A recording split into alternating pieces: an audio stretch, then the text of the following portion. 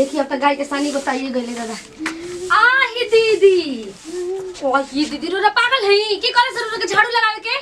दी ना लगा दी चल गई गई के खिया में चल चली ना नहीं दी हम ऑर्डर लगाओ ठीक है बैठे तो बोले चुपचाप हमारे रहते हुए झाड़ू लगाओ सरी तो दी ना लगा दे का होई लगा दे बगल तो दी ना कहतनी आहो कह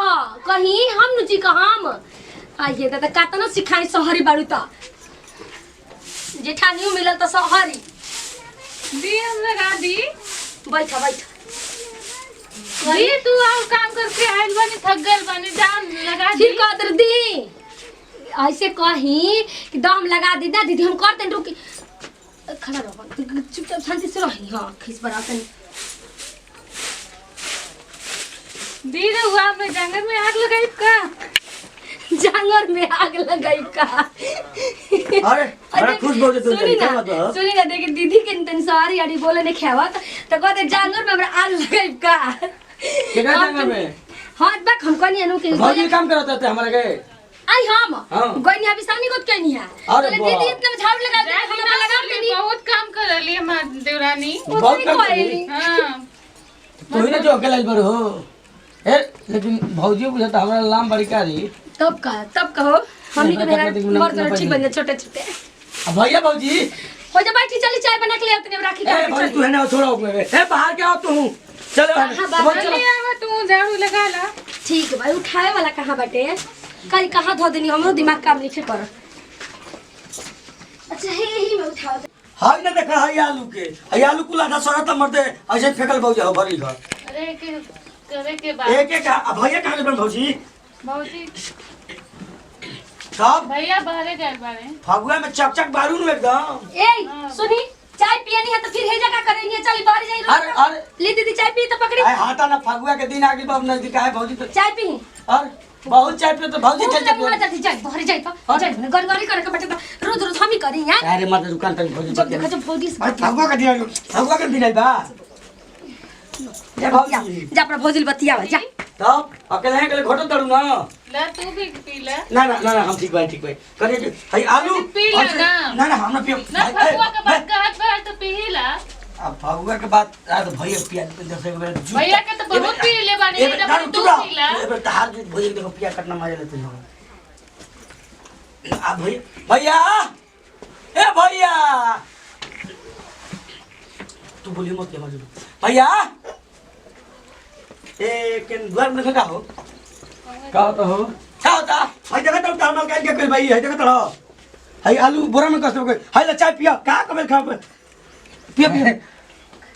तहार मलकाइन हमार मलकाइन कहां से अरे बात हुई है अरे तहार हमार तो तू तहार माल खाई नहीं क्योंकि हम भौजी मेरा नन को हम चाय पियो पहले चाय पियो अरे पहले चाय पियो ए भौजी बटोरा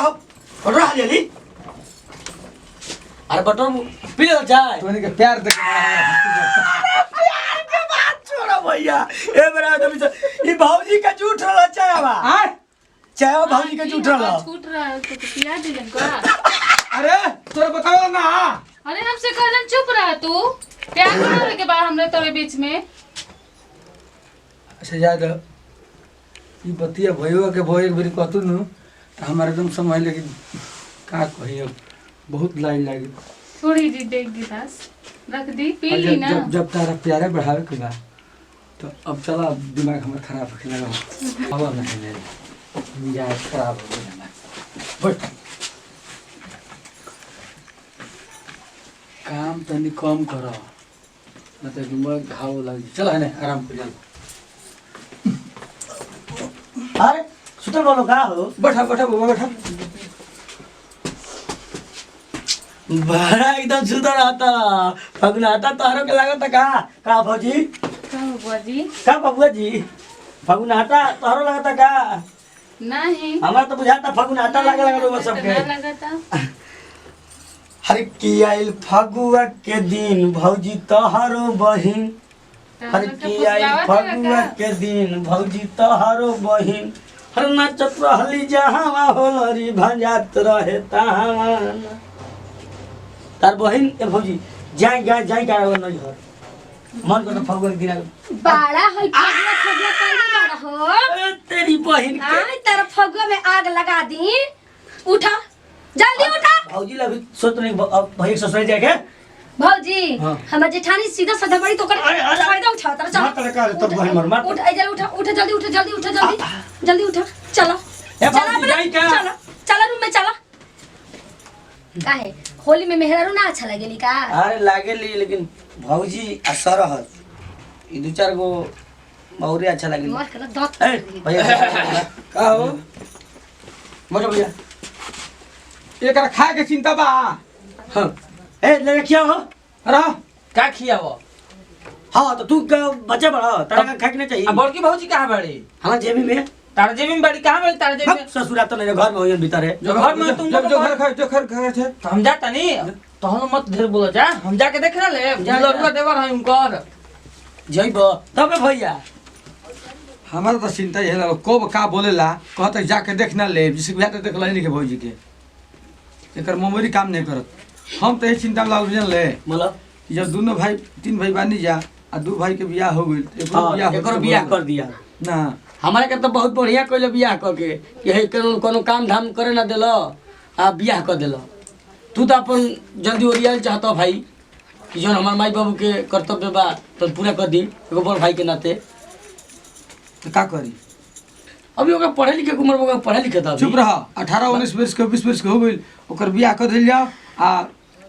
तू दू पैसा कमाते नहीं बड़ा हमहू कमाते बने ओकरो आज मेहनत हो कमाए लगी का बुझाता एक किता ना तीन किता मकान बनावल जी तू चिंता मत करो जैसे ठीक बा वो कुछ कामयाब आदमी बनता होगा पढ़े लिखे था भाई। अरे पढ़ाई लिखाई तो बटले बा हाँ तो बियाह के बेड़ी डालो चाहता पैर में तो डाल दो। ठीक चल जाए साल भर के बाद कोई ठीक बा चलो तो चल तो ट्रैक्टर चालू कर लिया ठीक बा चलो आई बा तब नु। अरे भौजी का बोलो अरे ई फगुआ के दिन पे कहाँ लड़वाई रहता रू तो का करी अरे की बाउर बारा हनवा ए भौजी बाउर बारा हनवा आ देवरे के संगे खेल रंगावा ए भौजी तोहर बाउर बारा हनवा देवरे के संगे खेल रंगावा ए भौजी तोहर बाउर बारा हनवा। अरे की बाउर बारहनवा भौजी बाउर बारहनवा एकरा संगे खेलबू भैया दिहन ओ रहनवा हमरे संगे लड़ावा तू नया नवा फागुन ना। में तोहर बाउर अब भौजी के बारहनवा। नए नए बियाह भइल रहनु तो गई रही जन तर नैहर गई रही तो कौन गाना गावत रही हर ताईनी गमनवा रमा और के चढ़ते फगुनवा ए रामा विशाल देवारा ए रामा देवरा रंगलस चोलिया बलमुआ घघरी ए आ हम तो रंगब अब की बारी हम तो भौजी के टंगरी। ए भौजी अब तो देखा अरे ई का करता सर भैया भी। हमारा मौई के चटनी बना के चाट बस का रे बस हमने कहे ना फगुआ के लहर तनी भौजी पले तरन ए भैया तो सखी बुढ़ावा भतार रोज रोज से जिया के नाचे भौजी बुढ़ावा भतार कि रोज नमस्कार हम विशाल दुबे पूरा भोजपुरिया समाज के गोड़ छुई गोड़ लगता नहीं आई पारिवारिक कहानी रहल ह हल्का सा कॉमेडी रहल एकरा के दिल से मत ले जा देखी जा बहुत एंजॉय बा बहुत मजा बा। नमस्कार प्रणाम बोल रहे भैया हम विवेक श्रीवास्तव सोनू जी आप सब जैसे प्यार बनोले बने वैसे बनोल रही। देखिए एगो परिवार में प्रेम इस तरह के रहे के चाहिए। परिवार मूलधन होला तो परिवार हर भाई में प्रेम जैसे हमनी के हर भाई में प्रेम रहा एगो भौजाई से जितना मनोरंजन हमनी हंसी मजाक करते हैं वैसे होवे के चाहिए जो हमनी के कहीं हजार ऐसा प्रेम बहुत कम है आज के डेट में देखे को मिलता। भैया हमारा राम जैसन भैया हरे। नमस्कार हम गोपाल सिंह भैया सब भोजपुरिया समाज के वैसे गोला तनी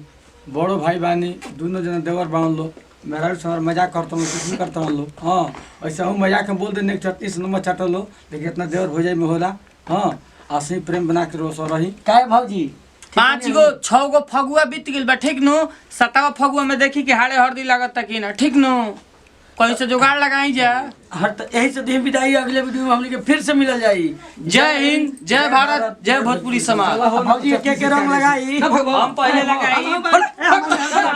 हमार में खिसिया जाती है रे दादा।